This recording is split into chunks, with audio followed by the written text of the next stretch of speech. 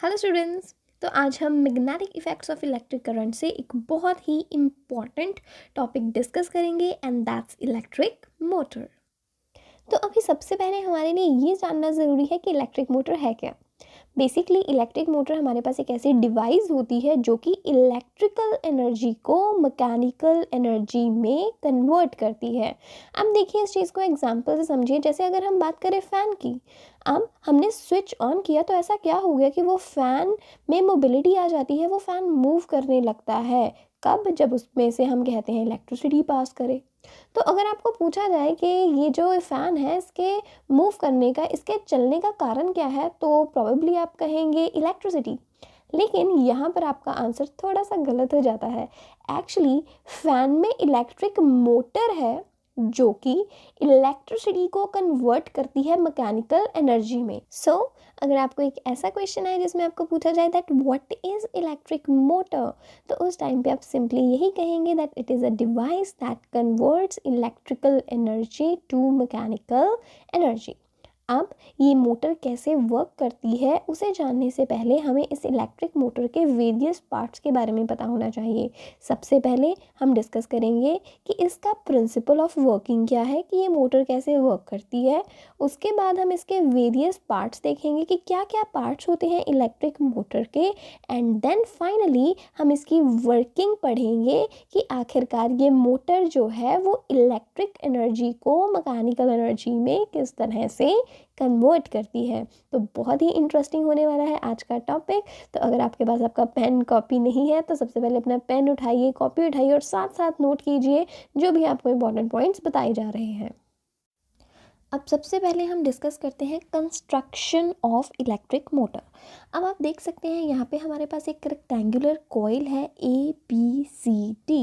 ये जो rectangular coil है ये बनी हुई है कॉपर वायर की and it is wound around a soft iron core. अब आप देख सकते हैं कि ये जो हमारे पास यहाँ पे रेक्टेंगुलर कॉइल है ABCD, इसे रखा गया है मैग्नेटिक फील्ड में। मैग्नेटिक फील्ड में कैसे? अब आप क्लियरली देख सकते हैं यहाँ पे मैग्नेट के दो पोल्स हैं। एक साइड पे हमारे पास है north pole and then we have the south pole. अब हमें पता है जो मैग्नेटिक फील्ड है, मैग्नेटिक फील्ड लाइंस हैं वो ट्रैवल करती हैं from north pole to the south pole. अब देखिए क्योंकि जो फील्ड है, मैग्नेटिक फील्ड ट्रैवल कर रही है फ्रॉम नॉर्थ टू साउथ, तो आप क्लियरली देख सकते हैं कि जो हमारे पास रेक्टेंगुलर कॉइल की आर्म AB है और आर्म CD है, ये इस मैग्नेटिक फील्ड के परपेंडिकुलर है। ये पॉइंट यहाँ पर बहुत ही इंपॉर्टेंट है और इसे अपने माइंड में ज़रूर रखें। अब आप देखिए कि जो हमारे पास वायर है, जो रेक्टेंगुलर कॉइल है ABCD, इसके ये जो एंड्स हैं ये जुड़े हुए हैं दो split rings S1 and S2 के साथ। ये जो स्प्लिट रिंग है ये अंदर से इंसुलेटेड रहता है जबकि बाहर से ये कंडक्टिंग होता है। तो स्प्लिट रिंग का जो इनर साइड है विच इज़ इंसुलेटेड वो जुड़ा हुआ है, वो इन कॉन्टेक्ट है विद इन एक्सेल, और इसका जो बाहर जो कंडक्टिंग पार्ट है वो फर्दर यहाँ पे दो ब्रशेस B1 एंड B2 से जुड़ा हुआ है। यहीं से इसका एक्सटर्नल सर्किट कंप्लीट होता है। एक्सटर्नल सर्किट में यहाँ पर एक बैटरी लगी हुई है जहाँ पे आप उसका पॉजिटिव एंड नेगेटिव टर्मिनल देख सकते हैं। साथ ही में यहाँ पर एक की लगी हुई है K, और जिसे कि हम स्विच कहते हैं, जो कि हमें हेल्प करती है करंट को ऑन या ऑफ करने में। अब क्योंकि आप कंस्ट्रक्शन समझ चुके हैं, यहाँ से आपके लिए इस इलेक्ट्रिक मोटर के प्रिंसिपल को समझना बहुत ही आसान रहता है। So what is the principle of working for this electric motor, और we can see the DC motor. अब यहाँ पे हमारे पास प्रिंसिपल बहुत ही सिंपल है that when a rectangular coil is placed in a magnetic field and current is passed through it, a force acts on the coil which rotates it continuously. तो देखिए प्रिंसिपल बहुत ही सिंपल है। कहते हैं कि अगर हमारे पास कोई भी रेक्टेंगुलर कॉइल है, जैसे कि यहाँ पे हमारे पास रेक्टेंगुलर कॉइल क्या है ABCD, अगर हम ऐसे किसी रेक्टेंगुलर कॉइल को एक मैग्नेटिक फील्ड में रखें, मैग्नेटिक फील्ड में हमने कैसे रखा है, क्योंकि इस रेक्टेंगुलर कॉइल के दोनों साइड्स पे हमारे पास मैग्नेट के दो पोल्स हैं। एक साइड पे नॉर्थ पोल है और दूसरे साइड पे हमारे पास साउथ पोल है। तो रेक्टेंगुलर कॉइल है जिसे हमने किस में रखा हुआ है, मैग्नेटिक फील्ड में। अब आपको ये भी पता है कि ये जो कॉइल है ये जुड़ी हुई है ब्रशेस B1 एंड B2 से, जो फर्दर जाके जुड़ रहे हैं हमारे पास अ सोर्स ऑफ बैटरी के साथ। मीन्स जब स्विच ऑन होगा, जब ये सर्किट बंद होगा, उस टाइम पे इस वायर में से करंट भी फ्लो करेगा। तो हमारे पास रेक्टेंगुलर कॉइल है जिसे हमने मैग्नेटिक फील्ड में रखा है, और उस कॉइल के थ्रू, क्योंकि ये कॉइल क्या है, इसमें बेसिकली कॉपर वायर है ना, तो इसके थ्रू करंट है वो भी पास कर रहा है। तो जब ऐसी कंडीशन हो, जब रेक्टेंगुलर कॉइल मैग्नेटिक फील्ड में रखी हो और उसके थ्रू करंट पास करे, उस टाइम पर ये जो वायर है, ये जो हमारे पास पूरा रेक्टेंगुलर कॉइल है, ये एक फोर्स एक्सपीरियंस करता है, और उस फोर्स एक्सपीरियंस करने की वजह से इसमें एक मूवमेंट आती है, और इसके मूव करने से जो इलेक्ट्रिकल एनर्जी है वो किस में कन्वर्ट होती है, मैकेनिकल एनर्जी में। So this is the principle of electric motor. अब इसकी वर्किंग को और अच्छे से समझने के लिए सबसे पहले हमें समझना होगा Fleming's left hand rule. So the rule is very simple. तो जैसे आप देख सकते हैं कि अगर हम हमारे लेफ्ट हैंड के thumb, four finger and second finger को इस तरह से स्ट्रेच करें कि तीनों एक दूसरे के म्यूचुअली परपेंडिकुलर हों, उस टाइम पे जो थंब है वो हमें डायरेक्शन देता है फोर्स की, इंडेक्स फिंगर हमें डायरेक्शन देती है मैग्नेटिक फील्ड की, एंड देन जो सेकंड फिंगर है वो हमें डायरेक्शन देती है इलेक्ट्रिक करंट की। तो मतलब फ्लेमिंग्स लेफ्ट हैंड रूल को यूज़ करते हुए हम फोर्स, फील्ड एंड करंट तीनों की डायरेक्शंस जो हैं उनका अंदाज़ा लगा सकते हैं। यही फ्लेमिंग्स हैंड रूल यूज़ होगा हमें इलेक्ट्रिक मोटर की वर्किंग को अच्छे से समझने के लिए। अब देखिए यहाँ पर बैटरी है, and we know that current travels from the positive terminal of the battery to the negative terminal. अब हमें यहाँ से ये क्लियर होता है कि ये जो हमारे पास कॉइल है ABCD, इस कॉइल में जो करंट एंटर करेगा वो करेगा through the conducting brush B1 जो कि X पोजीशन पे लगा हुआ है, जबकि जो करंट है इट विल लीव, वो वापस जाएगा नेगेटिव टर्मिनल पर B2 ब्रश से होते हुए जो कि लगा हुआ है पोजीशन Y पे। अब सबसे पहले हम बात करते हैं आर्म AB की। हमें पता है कि आर्म AB में करंट जा रहा है फ्रॉम A टू B, और जो मैग्नेटिक फील्ड है that is from north pole of the magnet to the south पोल।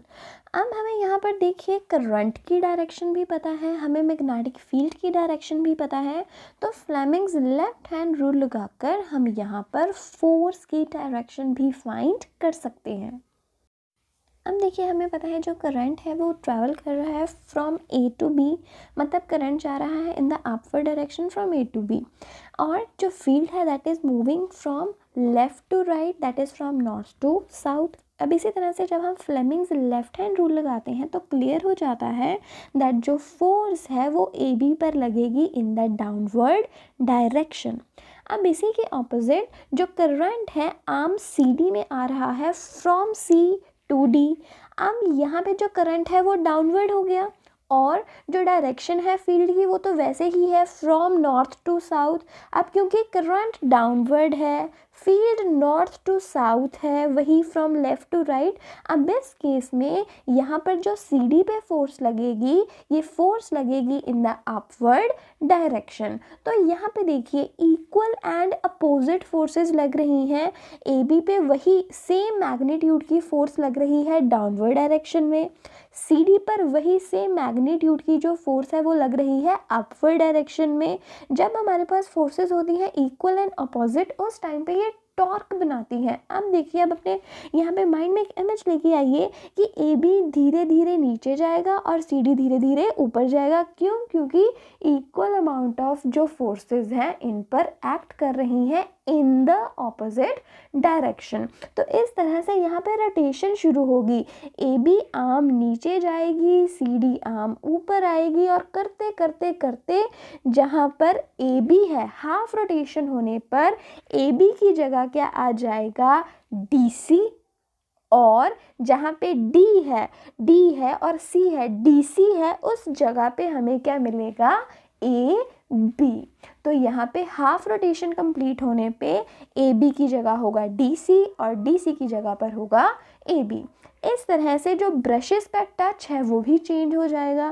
पहले A B was in the touch of B one, A B था brush B one के touch में at the position X, और जो D C था that was in touch of the conducting brush B two at position Y. इस तरह से जो करंट है कॉइल में वो रिवर्स हो जाता है। पहले करंट फ्लो कर रहा था from A B C D, पहले वो ए बी सी डी की तरह से फ्लो कर रहा था, लेकिन जब इनकी हाफ रोटेशन के बाद पोजीशंस चेंज हो जाती हैं उस टाइम पे करंट फ्लो करना शुरू करता है from D C B A. तो ये पॉइंट है यहाँ पर, there is a reverse in the direction of flow of current through the circuit. अब जहाँ पहले ए बी था वहाँ पर डी सी है, डी सी अब यहाँ पे फील करेगा एक डाउनवर्ड फोर्स, जबकि जो ए बी आर्म है वो फील करेगा अपवर्ड फोर्स। इसी तरह से इन्हीं फोर्सेस की वजह से, इक्वल एंड अपोजिट फोर्सेस की वजह से दोबारा से एक टॉर्क क्रिएट होगी। डी सी डाउनवर्ड मूव करेगा, ए बी अपवर्ड मूव करेगा, और हाफ रोटेशन के बाद ए बी वापस से अपनी जगह पर होगा और डी सी अपनी जगह पर, और करते करते करते ये रोटेट करना शुरू करेंगे अच्छे से।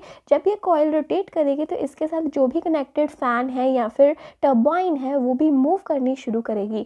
तो यहाँ पे ये पॉइंट बहुत ही क्लियर हो जाता है कि जब कॉइल को रखा जाता है मैग्नेटिक फील्ड में और उसके थ्रू करंट पास करता है उस टाइम पे ये फोर्सेस एक्सपीरियंस करती हैं। And a device that reverses the direction of flow of current through a circuit is called a commutator. In electric motors, the split ring act as a commutator, and this is a very important point to note। और इस तरह का जो question है वो exam में भी आता है कि इलेक्ट्रिक मोटर में कम्यूटेटर की तरह वर्क कौन करता है। तो यहाँ पे आपका आंसर होना चाहिए स्प्लिट रिंग, या इस तरह से भी क्वेश्चन आ जाता है व्हाट इज़ अ कम्यूटेटर।